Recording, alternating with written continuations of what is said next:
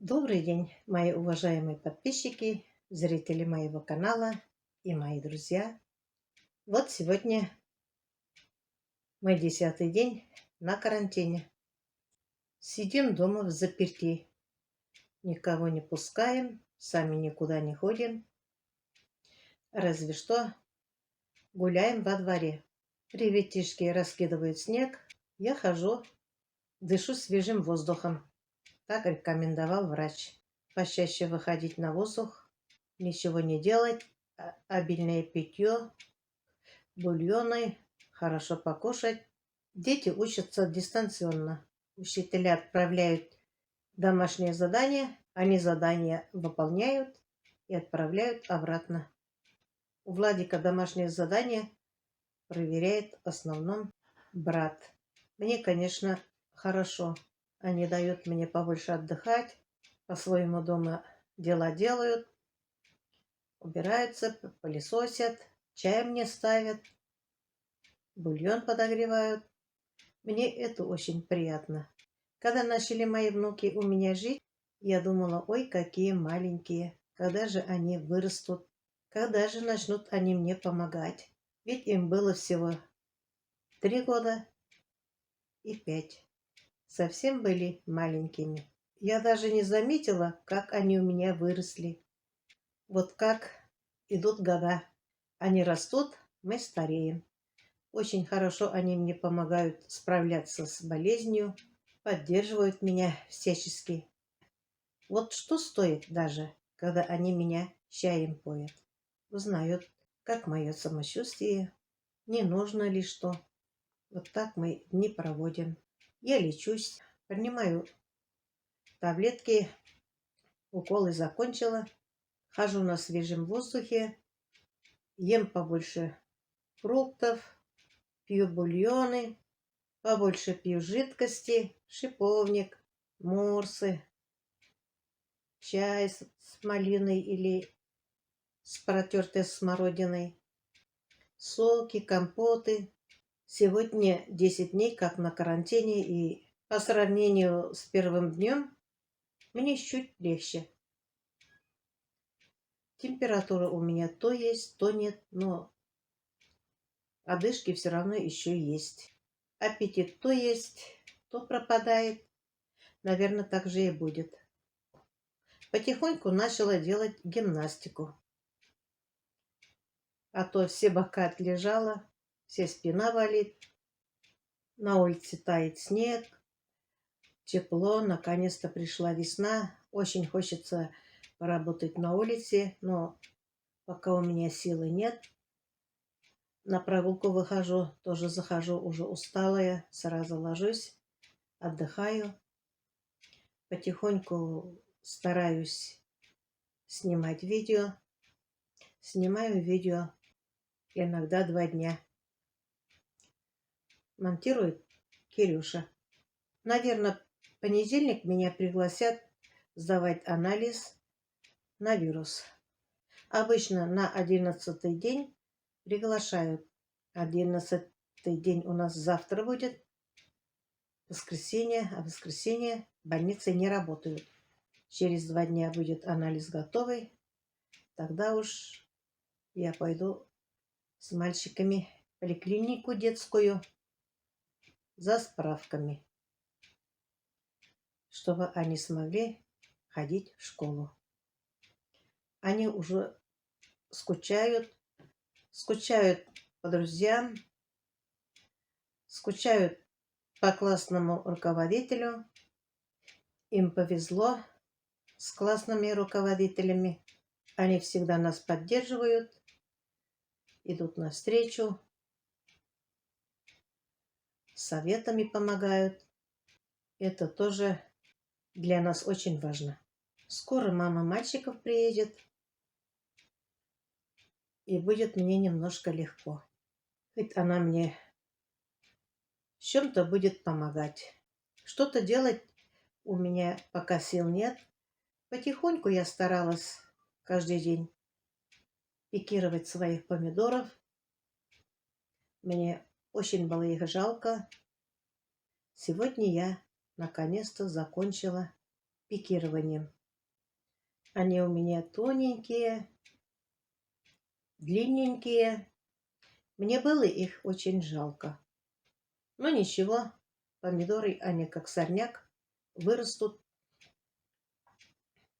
Еще время есть. Просто пока я не посадила цветы. Некоторых можно в теплице сеять, а некоторых можно купить. С петуниями у меня хорошо. Я их давно пикировала, они у меня растут. Сегодня пикировала последнюю партию, сидя за столом. И то устала, очень устала. Хорошо, что у меня идет в легкой форме. Когда закончится карантин, надо будет мне в город съездить, пройти еще раз кота. Обычно первое кота не показывает у некоторых, а показывает второе кота. Что-то меня беспокоит, мои одышки. Слабость есть, пока, наверное, и будет слабость. Я со многими переписываюсь. ВКонтакте у меня очень много друзей, подписчиков, которые болеют. Спасибо им. Они мне советы дают. Я задаю им вопросы. Они отвечают. Спасибо им большое. Скорейшего вам, мои хорошие, всем выздоровления. Да, эта болезнь коварная. Ничего не скажешь. Когда закончится эта болезнь, я не знаю. Люди все заражаются. Даже кто-то в перчатках, масках ходят. Никуда ни на какие мероприятия не ходят. Все равно заражаются. Вот такая коварная болезнь. Ну что насчет прививки? Многие пишут мне, что я от прививки заболела. Я получила первую прививку. Через неделю у меня горло заболело. Простыло. Насморк, кашель. А при ковиде насморка нет. Хотя заложит нос. Температуры все равно не было. Я делала себе ингаляцию. У меня есть ингалятор. Берадуалом, лазолваном. Я дышала в день 4-5 раз. Мне дали методвод вторую прививку не делать. Я об этом рассказала. И все равно мои подписчики, зрители мои одно и то же пишут и пишут. И поэтому я решила еще раз рассказать. Где-то после прививки прошло 1,5 месяца. Что-то я стала себя плохо чувствовать. Одышки, усталость, сонливость. Температуры не было сначала. Я запах чувствовала, а вкус чая я не понимала. Одна подписчица мне тоже пишет, что так же, как я, запах чувствовала, а запах пищи тоже не чувствовала. В одном влоге я вам говорила, что все чаи невкусные. Оказывается, я начала болеть. Сейчас мне становится немножко лучше. Я запах, вкус чая очень хорошо понимаю. Сейчас, наверное, закончится карантин. Наверное, в дальнейшем мне назначат еще лечение, не знаю какие. Я принимаю витамины. Витамин D3, рыбий жир, витамин С. Спасибо вам, мои хорошие. Вы мне желаете здоровья, чтобы я поскорее поправилась. Вы меня поддерживаете. Я очень рада, мне очень приятно. И вам же желаю, чтобы с такой заразой не встречаться, не болеть. Если даже заболели, чтобы поскорее выздороветь. Да, тяжелая болезнь, силы нет. Я распаковку посылки тоже еле-еле снимала 2 дня, потому что уставала. Вялость, потливость, сонливость, одышка меня еще не покидает. Я думаю, пройдет недельки 2, все будет хорошо. Я очень радуюсь, что у меня есть такие доброжелательные подписчики, зрители. Когда лежишь, болеешь, день долго идет, а я даже не замечала, как мои дни проходили.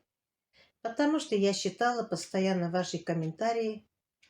Вы меня извините, конечно, на некоторые комментарии я не смогла отвечать, потому что очень плохо себя чувствовала, уставала. Да еще почему-то у меня глаза тогда плохо видели. Видела я почему-то как будто туманно. Я считать смогла, а отвечать у меня сил не было.